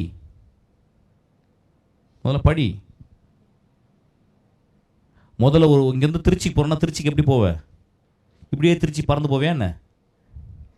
முதல்ல திருச்சிக்கு போகிற காலைல குளிக்கணும், சாப்பிடணும். எனக்கு கிட்டத்தட்ட 5 ஹவர் ட்ராவலு. பாத்ரூம் போயிடணும், ஆனால் நடுவில் பாத்ரூம் வந்தால் இறங்க முடியாது. அதுக்கப்புறம் எத்தனை நாள் தங்க போகிறேன், அத்தனை நாளுக்கு ட்ரெஸ்ஸு வேணும். எத்தனை நாள் தங்க போகிறேன், அது எந்த இடத்துல தங்க போகிறேன், அதுக்கு காசு வேணும். என்னத்துக்காக திருச்சி போகிறதுக்கு ஒரு காரணம் வேணும். அந்த காரணம் முடியலன்னு இன்னும் 2 நாள் எக்ஸ்ட்ரா இருக்கிறதுக்கு, 2 நாளைக்கு எக்ஸ்ட்ரா தங்குறதுக்கு இடத்துக்கு வேணும், திறக்கிறதுக்கு காசு வேணும். அதுக்கப்புறம் எல்லாம் வேணும். அதுக்கப்புறம் இங்கேருந்து நேராக கோயம்பேடு போகணும். கோயம்பேடு போகிறதுக்கு ஒரு ஆட்டோக்கு அதுக்கு காசு இருக்கணும், நடந்து போக முடியாது. அப்புறம் கோயம்பேடு போய் இறங்கின பிறகு கரெக்டான ஒரு ஆள் ஏற்கனவே ரிசர்வ் பண்ணி வச்சுருக்கணும், இல்லைன்னா கரெக்டான டைமில் அந்த பஸ் வர ட்ரெயின் தெரிஞ்சிருக்கணும். அதுக்கப்புறம் நீ பஸ்ஸில் டிக்கெட் எடுத்து ஏறணும், அது ஓடும், நடுவில் ஆக்சிடென்ட் ஆகும், அது இறங்கி ரோட்டில் நிற்கணும். அதுக்கப்புறம் இன்னொரு பழைய பஸ் வரும், அந்த பஸ்ஸில் ஏறணும், அது போகும், அது ஆக்சிடென்ட் ஆகும். அதுக்கப்புறம் டைம் பார்க்கணும், நீ போகிறது வந்து மறுநாள் தான் போகிற, பரவாயில்ல வெயிட் பண்ண இன்னொரு வரும். அதுக்கப்புறம் அந்த பஸ்ஸில் ஏறி அப்புறம் திருச்சிக்கு போகணும். திருச்சியில் போகிற நம்பருக்கு நீ சொன்ன பார்க்க வந்த ஆள் இருக்க மாட்டான், வேற எங்கே போயிருப்பான். அவன் மெட்ராஸுக்கு வந்திருப்பான். அப்புறம் ஃபோன் பண்ணி மெட்ராஸ்லேருந்து வருவானான்னு கேட்டு வரலைன்னா திரும்பி இங்கே வரணும். ஒரு சாதாரணமாக திருச்சி போகிறதுக்கே இவ்வளோ ப்ரிப்பரேஷன் பண்ணும்போது உன் கையில் வந்து ஒரு ப்ரொடியூசர் வந்து 40 கோடி ரூபாய் 5 கோடி ரூபாய் கொடுக்குறவர் வந்து எப்படி என்ன திருப்பி சம்பாதிச்சு கொடுப்பேன்? உனக்கு ஆசை இருக்குது, ஏன்டா 5 கோடி ரூபாய் இருக்குது, உன் ஆசையை 5 கோடி ரூபாய் 6 கோடி ரூபாய் ஆக்குமா? உனக்கு எதுக்கு நான் 5 கோடி ரூபாய் கொடுக்கணும்? உன் ஆசைக்காக, உன் பேஷனுக்காக, உன் இன்ட்ரெஸ்ட்டுக்காக, நீ பெரிய ஆள் ஆகணுக்காக நான் 5 கோடி ரூபாய் கொடுக்கணுமா? அப்போ ஒரு சினிமா வந்து ஒரு வியாபாரம்ல. அந்த வியாபாரம், நீ போட்ட வியாபாரம் உனக்கு லாபம் வராமல் இருந்தால் அவன் ரோட்டுக்கு போயிடுவானே. அவன் ஒரு தலைமுறை கஷ்டப்பட்டு சேமித்து வச்சான் அந்த 5 கோடி ரூபாய் நீங்கள் என்ன பண்ணுவ? நீ உங்கள் அப்பா கொடுப்பாரா? உனக்கு 50 ரூபா கொடுப்பாரா? நீ 50 ரூபா கொடுத்து நீ ஃப்ரீயாக கொடுப்பையா? உங்கள் அப்பா இப்படி சம்பாரித்த காசெல்லாம் உனக்கு கொடுத்து ஒரு படம் எடுப்பாரா? ஸோ நீங்கள் படம் எடுக்கிறவங்க நேராக வந்தவொடனே உங்களுக்கு ஒரு ப்ரொடியூசர் வந்து ஒரு 5 கோடி ரூபாய் கையில் கொடுக்கணும், எப்படி எதிர்பார்க்கலாம்? எப்படி லாபம் உன் படம் ஓடுன்றது உனக்கு மட்டும் தான் தெரியும். அப்போ அதுக்கு என்ன அனுபவம் இருக்குது? எனக்கு தானு சார் 50 கோடி ரூபாய் கொடுத்துருக்காரு படத்தை எடுக்கிறதுக்கு. இப்போ நான் வந்து 60 கோடி ரூபாய் 70 கோடி ரூபாயிலேருந்து சம்பாதிச்சு கொடுக்கணும், இல்லைன்னா நான் சினிமாவில் இருக்க முடியாது. அப்போ அதுக்கு நான் எவ்வளோ உழைச்சிருக்கணும்? 27 வருஷம் உழைச்சிருக்கேன். நீ எத்தனை வருஷம் உழைச்சிருக்க சினிமாவில்? உனக்கு சினிமாவில் என்னன்னு தெரியும்? நான் ரொம்ப தொடக்கத்தில் இருக்கேன். தொடக்கம் படிமா 5 வருஷம் படி. என்ன வயசு உனக்கு? 20. 2 அரை விட்டுருப்பேன் பக்கத்தில் இருந்தவனைய. 28 வயசு வரைக்கும் படி, லவ் பண்ணாமல் படி. அதான் சார் ரொம்ப தொடக்கத்தில் இருக்கேன். தொடக்கத்தில் இருக்க 4 வாட்டி சொல்லிட்டேன். தொடக்கத்தில் இருக்கேன் தொடப்பத்தை அடிக்க போகிறேன். இப்போ ஆக்சுவலாக படிச்செல்லாம். உன் பேர் என்ன? முஷரஃப் கான். முஷரஃப், அழகான பேர். படிச்சுட்டு அதுக்கப்புறம் பாரு, 5 வருஷம் படி. சொல்லாத கனவுகளை தயவுசெய்து, காலையில் இருக்க கனவுகளை வெளியே சொல்லாதீங்க. ரொம்ப சிம்பிளான ட்ரிக்கு. நீங்கள் என்ன ஆகப்போறோன்னு யார்கிட்ட சொன்னீங்கன்னா நீ ஆக மாட்டீங்க. ஏன்னா பக்கத்தில் இருக்கவங்க நீ ஆகிறதுக்கு யாருமே விருப்பப்பட மாட்டாங்க. உங்கள் அம்மா அப்பாவே உனக்கு பிடிக்காது. எங்கள் அம்மாவுக்கு சினிமா போன சினிமாவா நீ உருப்படவே மாட்டேன்ட்டாங்க. சினிமாவில் மட்டும்தான் நான் உருப்பிட்டேன், வேறு எங்கேயுமே உருப்படல. ஆக்சுவலாக உன் கனவுகளை, காலை கனவுகளை பக்கத்தில் அம்மா அப்பா யார்கிட்டையுமே சொல்லாதீங்க. ஏன்னா அவங்க கனவுகளை அவன்கிட்ட சொல்கிறாங்க. நீ அவனுமே இன்ஜினியர் ஆகணும்னு ஆசை கிடையாது. அவங்க அம்மா அப்பாக்கு நீ இன்ஜினியர் ஆகணும் நான் பார்க்கணுப்பா அப்படிம்பாங்க. உனக்கு இன்ட்ரெஸ்டே இருக்காது. ஏன் இப்போ எங்கள் அண்ணனுடைய தம்பியுடைய தங்கச்சி பாப்பா நேற்று பாஸ் ஆகிட்டான். அவள் வந்து என்கிட்ட பேசுகிறான், 12th முடிச்சிருக்கா. நான் அப்படியே உட்காந்துருக்கேன். பெரியப்பா நான் வந்து இது ஆக போகிறேன்ப்பா, அதாக ஆக போகிறேன்னு. அவங்க அப்பனை பார்த்தேன், நீ என்னடா பண்ண? அவன் ஏதோ வளர்றான், அவங்க அம்மா பார்த்து ஏதோ வளர்றாங்க, 3 பேர் சேர்ந்து வளர்க்கிட்டே இருக்காங்க. நான் சொன்னேன், ஏம்மா என்னம்மா பண்ண போகிறீங்கன்னு கேட்டேன். இல்லை ஃப்யூச்சர் நல்லா இருக்குமா, என்னமோ ஃப்யூச்சர் நம்ம அப்படி போய் அந்த பாத்ரூமில் இருக்கிற திறந்த உடனே ஒரு பேப்பரில் எழுதியிருக்கு அப்படி ஃப்யூச்சர். நீ வந்து 27வது வருஷம் இப்படி இருப்ப, 47வது வருஷம் இப்படி இருப்ப, 87வது வருஷம் தான் சாவ, நீ சாவர இடம் வந்து சிக்காகோ, அங்கே தான் வந்து ஒருத்தர் புதைப்பாங்க. நம்ம ஃப்யூச்சர்லாம் ரெடியாக இருக்க மாதிரி. யாருக்கு ஃப்யூச்சரை பற்றி தெரியும்? அப்போ நான் சொன்னேன், தயவுசெய்து 3 பேர் கொஞ்சம் வாயை மூடிட்டு அவன் என்ன மார்க்குக்கு என்ன இருக்கோ போடுங்க, வந்தால் போடுங்க, இல்லை அதுக்கு கீழே இருக்க மார்க்குக்கு போடுங்க, அதுக்கு கீழே இருக்க மார்க் போடுங்க. போடுனா ஒரு காலேஜ் படிச்சிங்களா, காலேஜ் படித்தது ஃப்யூச்சரே கிடையாது. காலேஜ் படித்தது ஒரு 3 வருஷம் படிக்கணும். நான் 12th ஃபெயிலு. நான் 12th ஃபெயில் ஆனால் தான் இன்றைக்கி அவ்வளோ பெரிய சினிமாக்காரனாக இருக்கிறேன், ஃபில்ம் மேக்கராக. 12th படிக்காதனால தான் உலகத்தில் இருக்க எல்லா புத்தகத்தையும் படித்தேன். ஏன்னா எனக்கு படிக்கவே பிடிக்காது. எனக்கு 6வது வரைக்கும் ஃபஸ்ட் ரேங்க்கு, 6வதுலேருந்து 12th வரைக்கும் நான் படித்ததே கிடையாது, ரேங்கே வாங்கினது கிடையாது. 12th எழுதிக்கிட்டே இருக்கும்போது பார்த்தேன் ஒரு 15 நிமிஷம், என்னடா பண்ணுறேன்னா எழுதுகிறேன், ஒருத்தன் மார்க் போடுறான், அப்புறம் எங்கள் அப்பா சொல்கிறாரு அங்கே போகணுன்றான், என்ன கதை விடுறாங்க, என்ன தலையெழுதியே இவங்க யாரும் எழுதுறேன்னு மடித்து பெருசாக மடித்து கொடுத்து 0 நானாக போட்டு கொடுத்துட்டு வந்துட்டேன். என் ஃப்ரெண்ட்ஸ் சொல்கிறேன், என்னடா அண்ணே, இல்லை மச்சான் போர் அடிச்சிச்சு. அன்னைக்கு போர் அடிச்சிச்சு என் லைஃப்பில், அன்னைக்கு போர் அடிச்சிச்சு தம்பி, இன்றைக்கி வரைக்கும் போர் அடிக்குது. என்னுடைய பெரிய இன்வெஸ்ட்மெண்ட்டே போர்டம். எனக்கு வந்து 15 நிமிஷத்துக்கு ஒரு வருஷம் நான் போர் அடிக்கலைன்னு வச்சுக்குவேன், நான் ஒரு மாதிரி ஆகிடுவேன். இதெல்லாம் ப்ரீலிமினரி திங்ஸ். படி, அதுதான் ரகசியம். ரகசியம் படி. அவ்வளோதான். என்ன 2-3 கொஸ்டின் கிளம்பிடுறேன். எனக்கு போர் அடிச்சிச்சு. அங்கே கைத்தட்டினே நீ, அங்கேருந்து இங்கே வந்துட்டே நீ. நான் உன்னை பார்த்தேன் அங்கே உட்காந்து கைத்தட்டேன். உன் பேர் என்ன? சிவசக்தி சார். உனக்கு நல்ல ஃபியூச்சர் இருக்குது. சொல்லுப்பா சார். வந்து இப்போ வந்து முன்னாடி வந்து சினிமா, டெலிவிஷன் அந்த மாதிரி விஷுவல் மீடியாஸ் மட்டும்தான் இருந்துச்சு. இப்போ வந்துட்டு யூடியூப், இன்ஸ்டாகிராம், ஸ்பாட்டிஃபை இந்த மாதிரி நிறையா மீடியாஸ் வந்துருச்சு. ஸோ இப்போ வந்து சினிமாவுக்குள்ளே வரணும்னு விருப்பப்படுறவங்க எல்லாருமே வந்து யூடியூப், இன்ஸ்டாகிராம் இந்த மாதிரி வழிகளில் வந்து அதை ரீச் பண்ணிடலாம் அப்படின்னு சொல்லிட்டு நிறைய ஹார்ட் ஒர்க் பண்ணுறாங்க. அது உண்மையிலேயே வந்து பாசிபிளா, அது நடக்குமா, இல்லை டைரெக்டாக சினிமாவுக்கு வர்றவங்க தான்? உன் சக்தி ஒன்றுமே புரியல சக்தி எனக்கு. அதாவது உன் கேள்வி வந்து நல்லா லென்த்தாக கேட்ட, ஒரு அளவும் புரியல எனக்கு.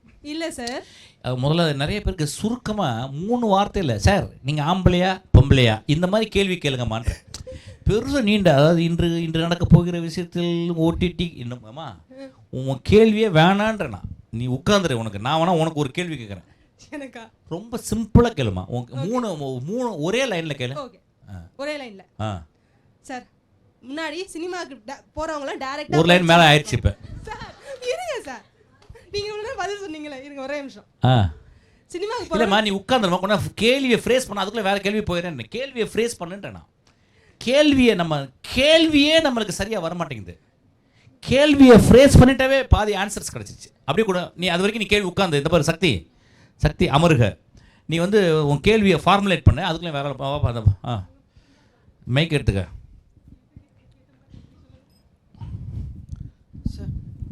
சொல்லுமா.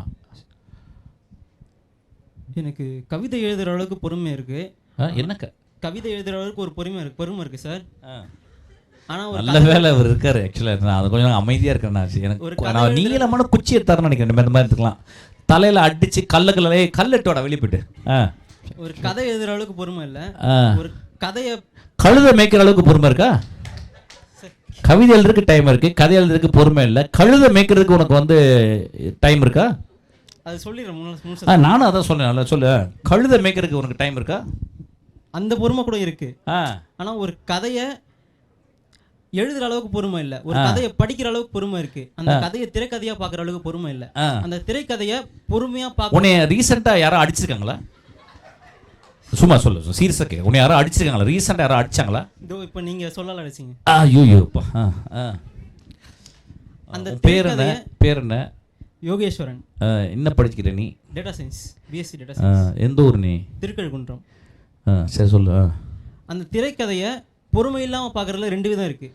ஒன்று தம்பி நான் என்ன சொன்னேன் இப்போ அதான் அந்த பாப்பாட்ட சொன்னேன். உன் கேள்வி என்ன? அது நீ என்ன பொறுமையிலே எருமை மாதிரி ஆகிட்டேன் நீ. இப்போ அதான் சார் அது என்ன எருமை மாதிரி கேட்டு உன் பொறுமையை கேட்டு கேட்டு நான் எருமை மாதிரி ஆகிட்டேன். உன் கேள்வியா என்ன அதை சொல்லி தொலை.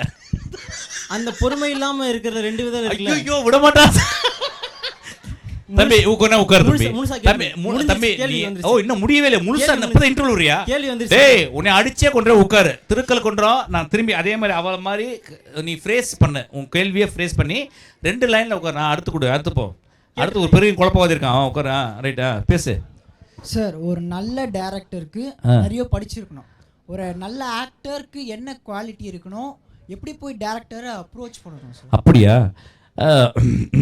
அதாவது நல்ல டைரக்டர் படிக்கணும், நல்ல ஆக்டர் படிக்கக்கூடாதுல்ல? இல்லை நல்ல டைரக்டர்னா படிக்கணும். அவரே சொல்லிட்டாரு. நல்ல ஆக்டருக்கு என்ன பண்ணணும்? அப்போ படிக்கக்கூடாதுன்னு நினச்சிக்கிட்டியா? அப்படி தான் நினச்சிக்கிட்டேன். மைக்கு பிடி. இல்லை அவங்களும் படிக்கணும் சார். சரி. நிறைய பேர் இந்த மாதிரி சோஷியல் மீடியாவில் நல்ல ஆக்டர்ஸ் இருக்காங்க. ஆனால் அங்கே வந்து இல்லையே நான் ஒரு ஆள் கூட நான் பார்த்தது இல்லையே. நான் தேடுறேன் ஒருத்தன் கூட இல்லை. எல்லாம் பொறுக்கி பசங்க தான் இருக்காங்க. பொறுக்கி வெறும் பொறுக்கிங்க. எல்லாம் அந்த தலைமுடி ஆட்டிக்கிட்டு ஒன்று கத்திக்கிட்டு எல்லாம் பொறுக்கி. நான்லாம் என் ஆஃபீஸில் வந்து 2 அரை தோசை இந்த ரைட்டில் லெஃப்ட்டில் வந்து மூஞ்சில் வீங்கி தான் அனுப்புவேன். சரி ஓகே சார். என்னை பார்த்தா மூத்திரம் வந்துடும் ஆக்சுவலாக. எவனை நீ நல்ல ஆக்டர் சொல்லு. ஒரு ஆள் சொல்லி நீ நடிச்சிருக்கியா? நிறைய போட்டிருக்கியா? ஒரு மாதிரி பைட்ஸ் நிறைய போட்டிருக்கியா? இல்லை அதெல்லாம் நான் போட்டது. அப்புறம் என்ன? சரி இல்லை சார். ஷார்ட் ஃபிலிம்ஸ்லாம் நடிக்கிறாங்க சார். தம்பி முதல்ல உன் கேள்வி என்ன? நீ ஆம்பளையா பொம்பளையா அது சொல்லு ஃபர்ஸ்ட். சார் ஆன்சர் அது மாதிரி சொல்லு கரெக்டாக. உன் கேள்வி என்ன சார்? சில்வர் ஸ்க்ரீனில் நம்ம எப்படி ஒரு சில்வர் ஸ்க்ரீன்லையா சார் சினிமாவில் எப்படி நம்ம ஒரு நல்ல ஆக்டராக உன் பேர் என்னடா? நீ அவன் ரொம்ப நாள் இப்படி பண்ணிக்கிட்டே இருக்கான். ஒரு 2 hours அப்படி தான் பண்ணிக்கிட்டு இருக்கான். சொல்லு. செல்வகுமார் சார். செல்வா உன் கேள்வி என்ன செல்வா? நிறைய படிக்கணும். இப்போ நான் எனக்கு தெரியும் நீ என்ன பண்ணுவேன்னு எனக்கு தெரியும். வந்த உடனே நீ நினச்சிருப்பா நான் எதை நடிக்கல தூக்குன நாயினா இவங்க கை தட்டாங்க. அவங்களுக்கு யாருக்குமே தெரியாது அவங்களுக்கு. ஏன்னா நான் நாயாக இருக்கும்போது நான் 200 நாய் பார்த்துருக்கேன். ஒரு நாய் ஏன் வந்து முணந்து பார்க்குதுன்னா, ஒரு நாய் கிட்டத்தட்ட 20 கிலோமீட்டருக்குள்ளே தான் ஒரு நாய் இருக்கும். அந்த 20 கிலோமீட்டர் வந்து எப்படின்னா வந்து கிராமங்களில் இருக்கிறதோட போயிடுச்சு. அது 3 கிலோமீட்டரு. ஒரு காலத்தில் நாய் வந்து ஓநாயிலேருந்து வந்துச்சு. 20 கிலோமீட்டர் ஓநாய் வந்து 20 கிலோமீட்டர் அந்த பேக் இருக்கும். அந்த 20 கிலோமீட்டர் போய் முணந்து பார்த்து அந்த இடத்துல மூத்திரம் அடிச்சே வரும். அந்த 20 கிலோமீட்டருக்கு அந்த பக்கம் இருக்க இன்னொரு பேக்கு இன்னொரு குடும்பம் அந்த சிறுநீர் வாசனை பார்த்த உடனே இந்த இதுக்குள்ளே வராது. அதுக்கு வெளியே இருக்கும். அதுலேருந்து ஒரு 5 அடி போயிட்டு அதுலேருந்து அது மூத்திரம் அடிச்சுட்டு போகும்.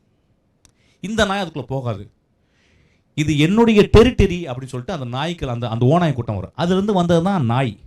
நாய் வந்த உடனே என்னாச்சு, நம்ம வந்து அக்ராரியன் சொசைட்டியில் இருக்கும்போது நம்ம வந்து ஒரு 4 கிலோமீட்டர் 5 கிலோமீட்டர் போவோம். ஒரு கிராமம் 3 கிலோமீட்டர் 4 கிலோமீட்டருக்கு மேலே வேறு ஒரு கிராமம் வந்துடும். அப்போ அந்த நாய் போகிற இடத்துலலாம் அந்த பழைய அந்த எச்சம் அந்த அந்த பரிணாம வளர்ச்சியில் இருந்த ஒரு எச்சம் தான் அது வந்து அந்த முழுக்கம் முணந்து பார்த்து மூத்திரம் அடிக்கும். அந்த இடத்துல வராது. மேக்சிமம் நம்ம கிராமங்களில் தெருநாய்கள் இருக்கும்.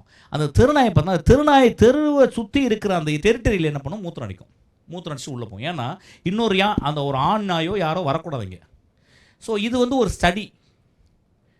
இந்த ஒரு ஸ்டடி பண்ணிவிட்டு நான் பார்த்துருக்கேன், பல தடவை பார்த்தேன். நாய் வேணா ஒன்று நாய் மூத்திரம் அடிச்சு அவங்க நினச்சிவாங்க.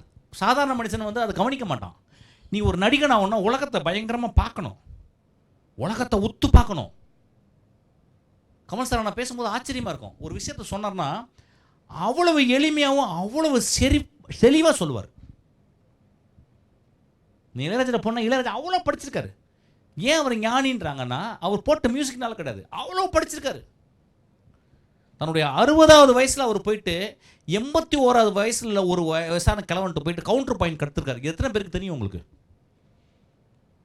பிசிஎம் காலையில் போகிறேன், பிசிஎம் இந்த படத்துக்காக ஒரு நாள் மீட் பண்ண போனேன். காலையில் அவர் இல்லை, எங்கே மேலே இருக்காரு. மேலே போனால் மேலே இல்லை, அவர் தனி ரூமில். எங்கே அதுக்கு மேலே ஒரு ரூம் இருக்குது. அந்த ரூமில் போனால் ஒரு இருட்டு ரூம்குள்ளே உட்காந்துருக்காரு. என்னென்னா ஒரு சின்ன விளக்கை பற்ற வச்சுட்டு ஒரு பாலை உருட்டி விட்டு அதை அப்படியே கேமராவில் பிடிச்சிட்டு வர்றாரு. அந்த விளக்கில் பட்டு அந்த பாலில் பட்டு அந்த பாலுடைய ஷேடு அதோடைய நிழல் படுதா, அந்த நிழலை ஸ்டடி பண்ணுறாரு. எத்தனை வருஷத்துக்கு அப்புறம்? அவர் சினிமாவுக்கு வந்து 40 வருஷம் ஆயிடுச்சு. எவ்ரிடே ஸ்டடி பண்ணுறாரு. ஆனால் நம்ம ஆசை மட்டும் இருக்கு. நம்ம ஸோ நடிகன்றது வந்து டேரக்டரோட படிக்கணும். அவங்க இப்போ கமல் சார் எங்களோட ஜாஸ்தி படிச்சிருக்காரு. உலகத்தில் இருக்க எல்லா திரைக்கதை இன்னைக்கு போன மாதம் ஒரு 6 மாதம் சர்டிஃபிகேட் கோர்ஸ் ஒன்று படிச்சிருக்காரு. இன்றைக்கி லேட்டஸ்ட் டெக்னாலஜி எப்படி வந்து படம் எடுக்கிறாங்க, என்ன சாஃப்ட்வேர் யூஸ் பண்ணுறாங்க, ஏஐயில் வந்து எப்படி படம் பண்ணலான்றதை போயிட்டு ஒரு காலேஜில் போயிட்டு இத்தனை வயசு 70 வயசு அவர் போய் படிச்சுக்கிட்டு இருக்காரு. அப்போ அதனால தானே உலக நாயகன் சொல்கிறாங்க, அதனால தானே இந்தியாவின் மிகச்சிறந்த ஒரே நடிகன்னு சொல்கிறாங்க. யார் இருக்காங்க இன்னைக்கு? சிவாஜிக்கு அப்புறம் யார் சொல்கிறாங்க இந்தியாவில்? சிவாஜிக்கு அப்புறம் யாருப்பா சொல்கிறாங்க? அவன் 24 மணி நேரம் படிக்கிறான் அந்த மனுஷன். 75 வயசாச்சு.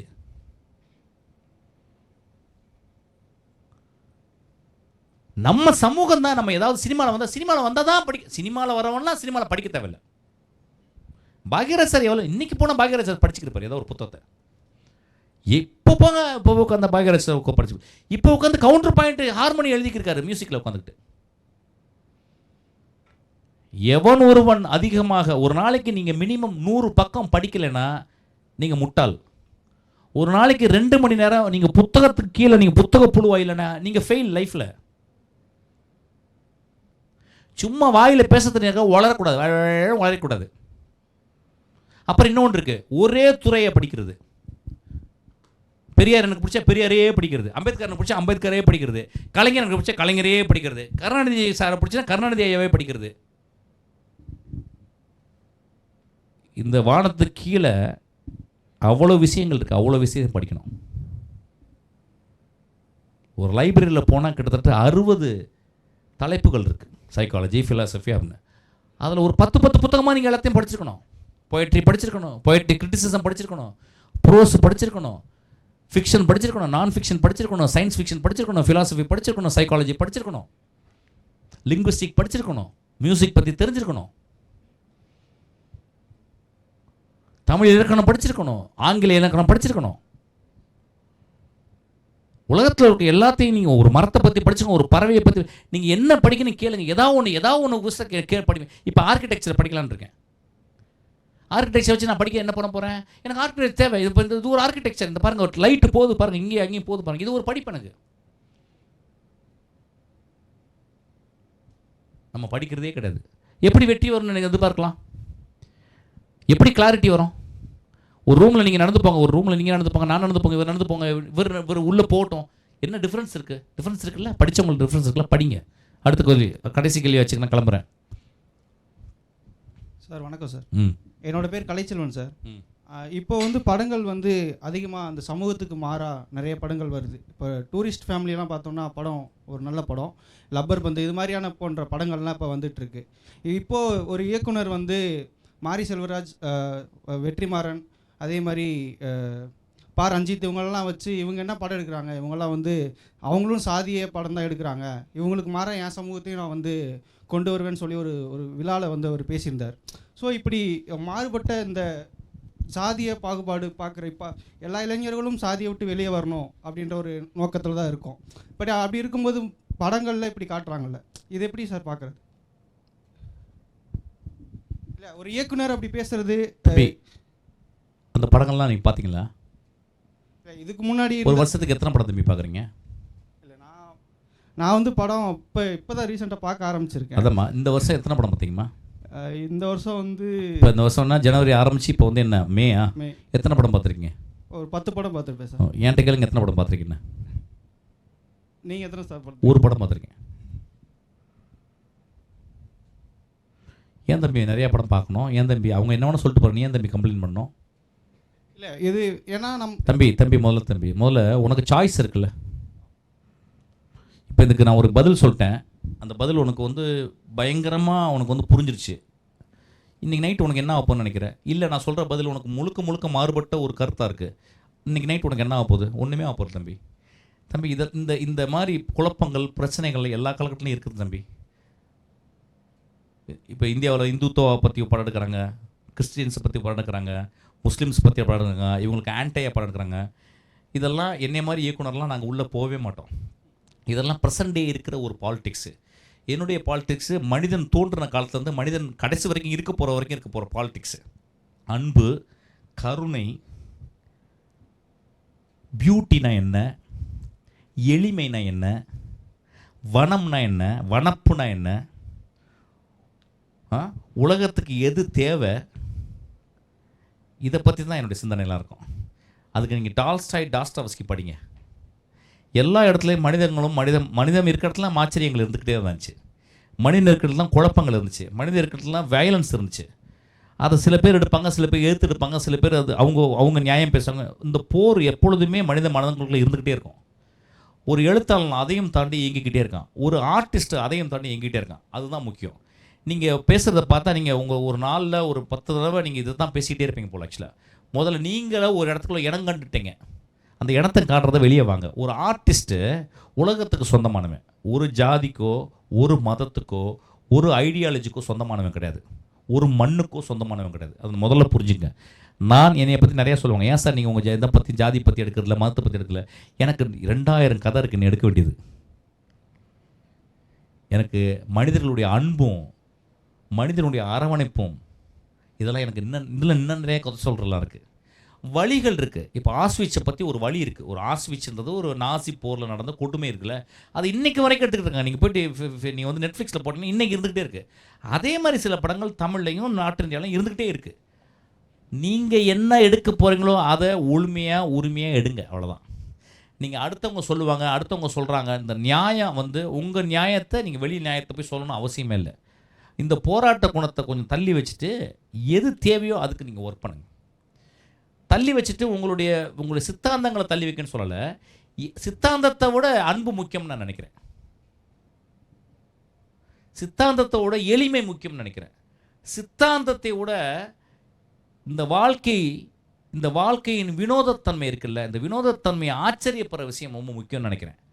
இதுதான் என்னுடைய கொஸ்டின். உங்கள் கொஸ்டினை வந்து நான் வந்து தப்புன்னு சொல்லலை. உங்கள் கொஸ்டின் நான் எவேட் பண்ணுறேன். தம்பி இது விட்டுருப்பாருன்னு. என் ஆஃபீஸ்க்கு வந்து எல்லாருமே வருவாங்க.